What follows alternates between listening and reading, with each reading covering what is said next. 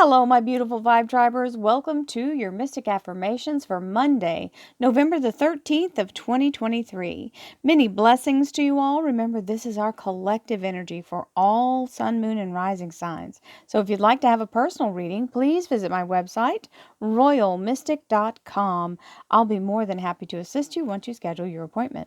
So with that, I thank you in advance for the likes and subscribes. You know that great and powerful algorithm is paying attention. So if you want to help me promote my videos to more people who haven't seen us yet, let them have that wonderful energy of that like button. And share this with your friends. Everyone can use an uplift, and this is the most uplifting reading that I can manage to create with spirit. So the whole purpose is to create the energy of release as we move forward. And this doesn't look very uplifting, but let me tell you how to interpret it differently than the appearance. Because if it were that easy just to do tarot and you could take a card at its face value, then there'd be no tarot readers. So here's the Ten of Swords, which means releasing you from the burdens of the past.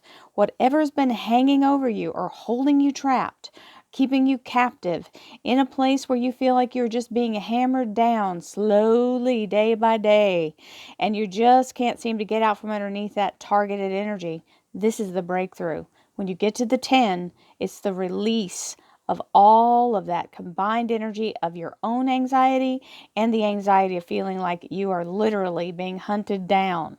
So the Ten of Swords releases you from that, and it is a clearing and purging energy, which is echoed by the Death card.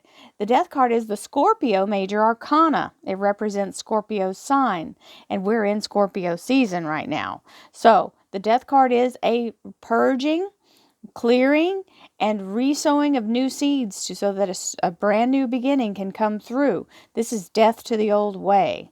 So we love when these two confirm each other. This is a really solid breakthrough energy. So hallelujah.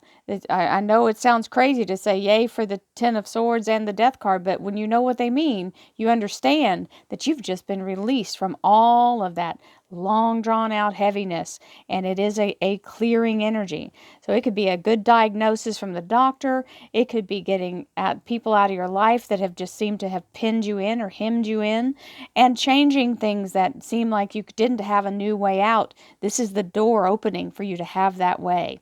So the cosmic garbage man rides again. That's what I call the Death card. He's coming in to take out the trash and clear the slate. Let's see what else we have.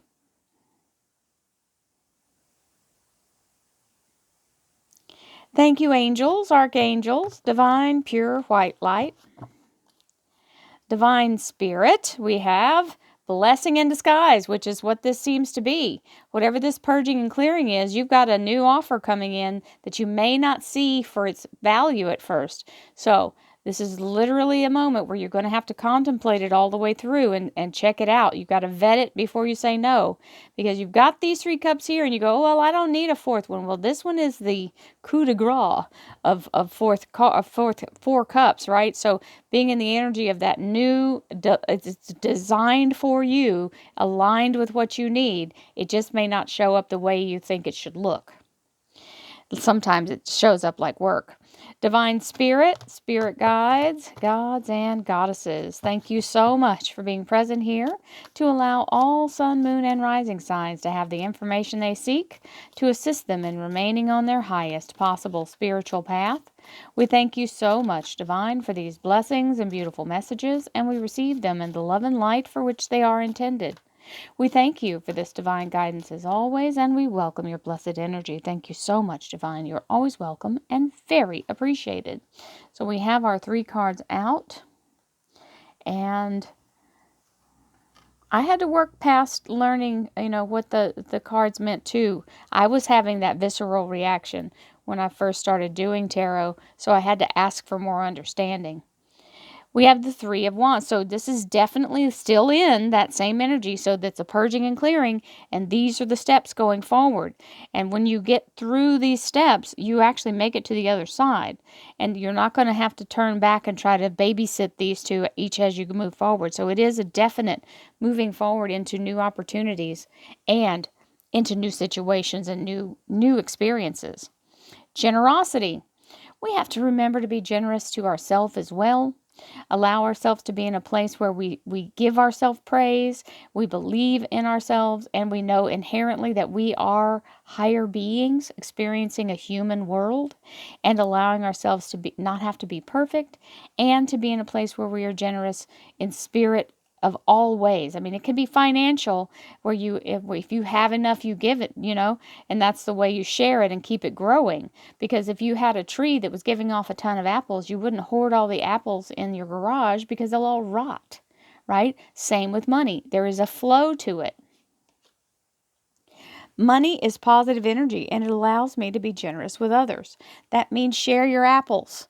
If that's what you're growing and you don't have cash money, but you have an excess of something else, share it. Give it to the people who may need it, like give it to special organizations, or give it to your friends. Pass it around, neighbors, everybody. Be in a place where you are sharing everything that you have an excess of, and that will allow you to continue to receive a flow, because then you're clearing out what's blocking. By if you're hoarding it, it's just blocking you. Trust. I set my intention and trust in my abilities to improve my circumstances.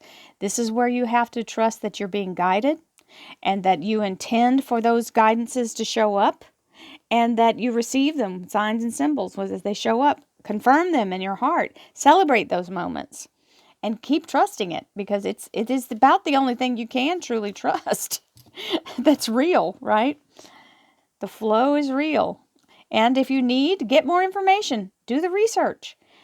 You'll see what aligns with you will show up. And if you ask for more information, it will be provided. When I said to you earlier that I asked for more understanding, then that's true. And this is Metatron. Metatron is the scribe of God, and he's the one that's holding the Akashic record.